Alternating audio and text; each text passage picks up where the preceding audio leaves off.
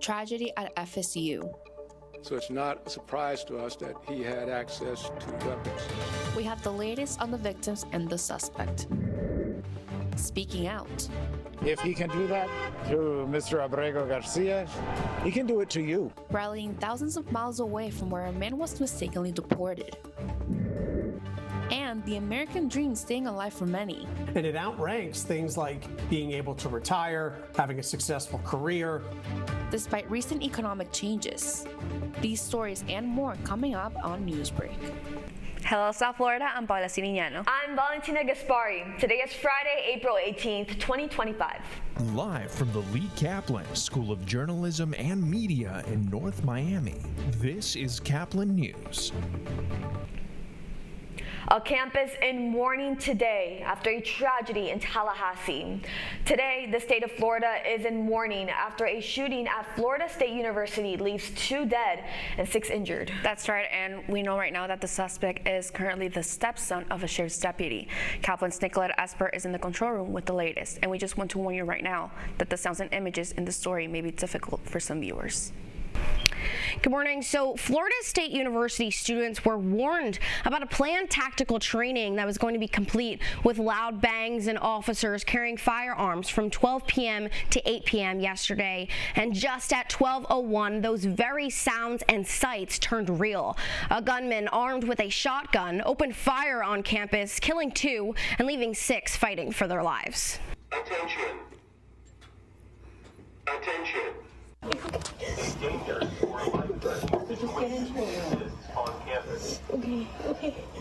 This was the chaos that followed, people sprinting from buildings as shots rang out.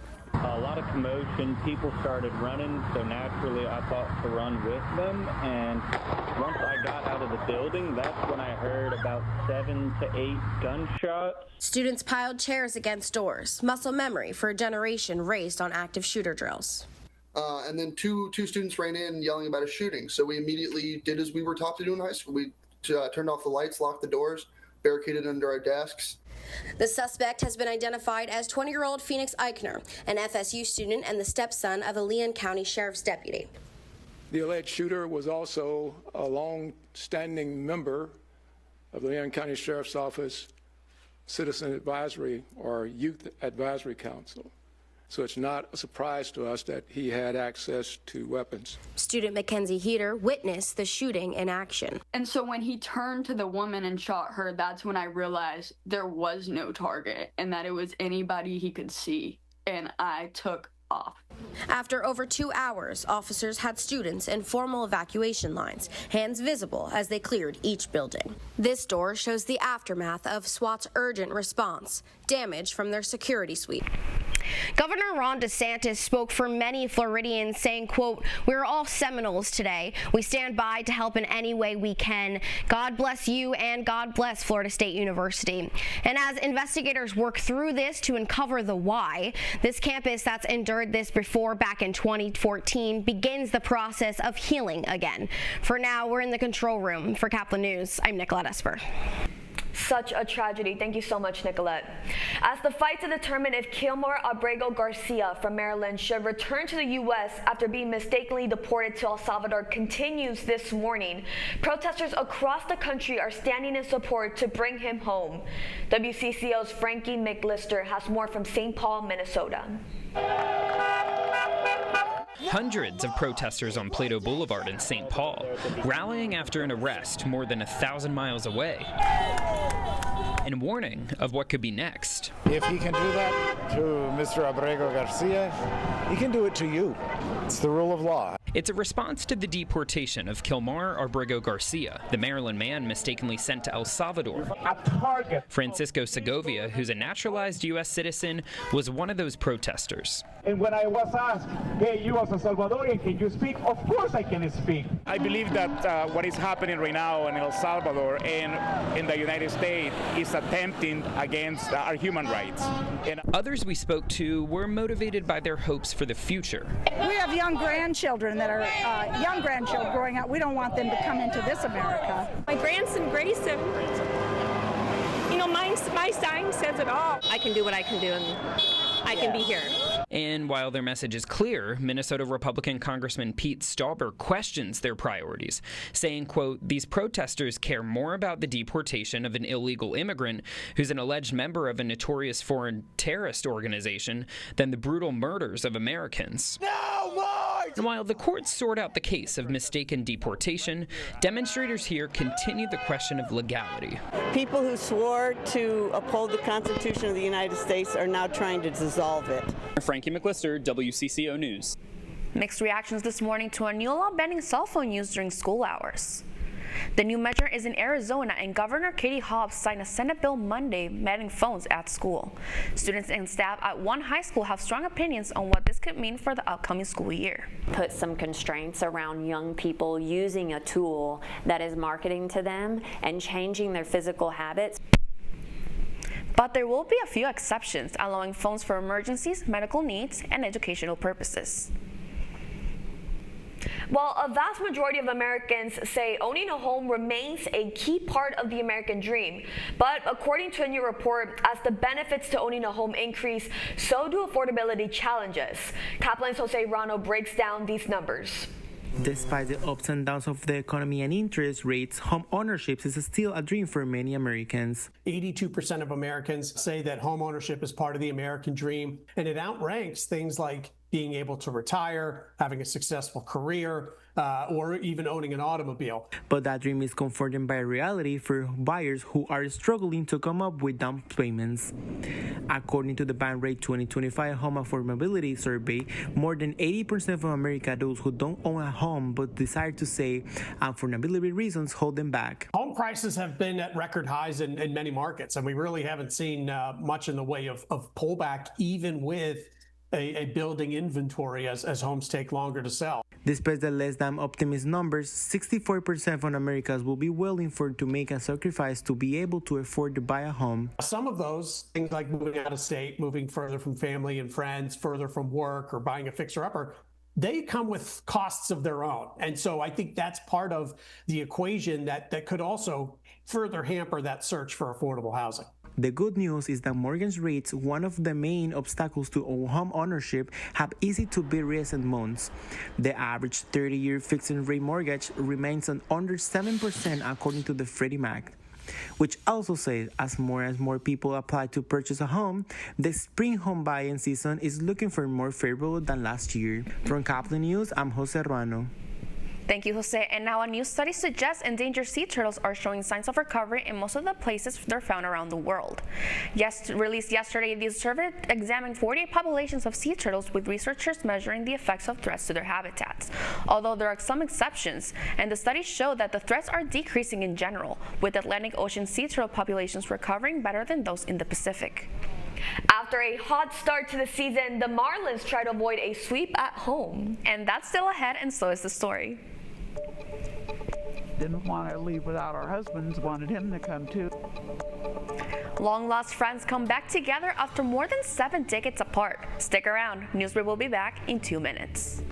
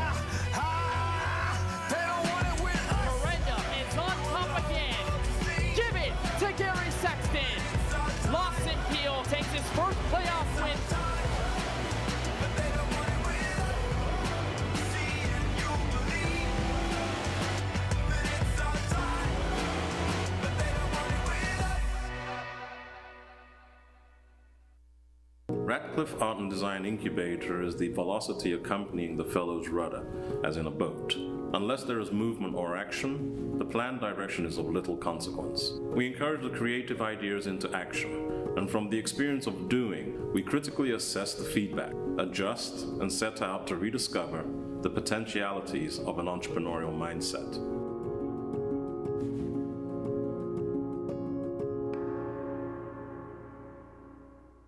STEM is precise, no margin for error. Dare to forget that. Dare to have fun with it. Get weird with it. Dare to send those old STEM theories flying past the neighbor's house into outer space. Dare to program something internet-breaking, record-breaking. Dare to blow their minds. Dare to learn the difference between sedimentary and metamorphic rock. Go find those rocks.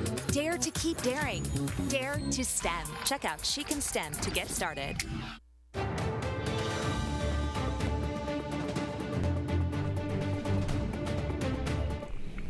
You could say they're the Golden Girls, but it's actually a reunion becoming a reality. Many would say that one of the most valuable things in life is strong friendship. The same could be said for this group of friends who reunited after 74 years apart. That's right, and the group looked on some of their favorite memories. KVVU reporter Victoria Saha met with the friends and has more information on their reunion. Together again after 74 years. Sheila, Janice, Geneva, Betty Ann, and Peggy haven't been together since 8th grade graduation. Didn't we write to each other? As social media and smartphones changed the dynamic of how we communicate, this Las Vegas reunion became a reality for these friends who now live all over the country. They don't seem like friends. They seem like long-lost family. A family reunion 7 decades in the making. What were some of the hurdles? What stopped you guys, for all 5 of you, from reuniting all at once? I think some of us were married, some of us weren't. You know, husbands working and didn't want to leave without our husbands, wanted him to come too. In the last 74 years, they have all lost their husbands and had to navigate their grief without each other. I've lost 3. Oh. And I kicked the 4th one out. It was just tough. Tough, but a reminder of how this group always leaned on each other. One time we was playing baseball, and this smart aleck girl was up to bat, and Sheila was the catcher.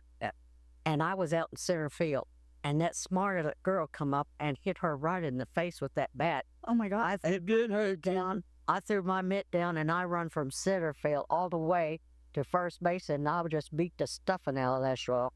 From having each other's back to rebelling. We wore jeans and that was a no-no by the nose. We couldn't wear pants to school. Yeah. And then there was a time when they snuck into a drive-in theater. Yes, you got caught. Yeah. But them were the good days. They were good. When they weren't at school, it was finding joy in the little things. Walking down the street to the one place in town that had the jukebox. Oh, yeah. I remember going there. And how much is the doggy in the window? The waggly tail. I've had friends since I was 4 years old. What is it? What is the secret? I think it's caring about each other. Just, and none of us are perfect, but together we just look over other things. A reminder that a lasting friendship doesn't need to be perfect. After losing to the Arizona Diamondbacks on Tuesday, the Miami Marlins were hoping to close out their home series with a win. The top of the first, the Diamondbacks opened up the board with Pavin Smith hitting a solo homer to the right field, putting them up 2-0. The Marlins tried to come back with Xavier Edwards hitting 2 home runs, but it wasn't enough to keep them in the game. The final score was Diamondbacks 6, Marlins 4. The Marlins will face off against the Philadelphia Phillies today at 6:45 p.m. You're watching Newsbreak, and we're coming right back.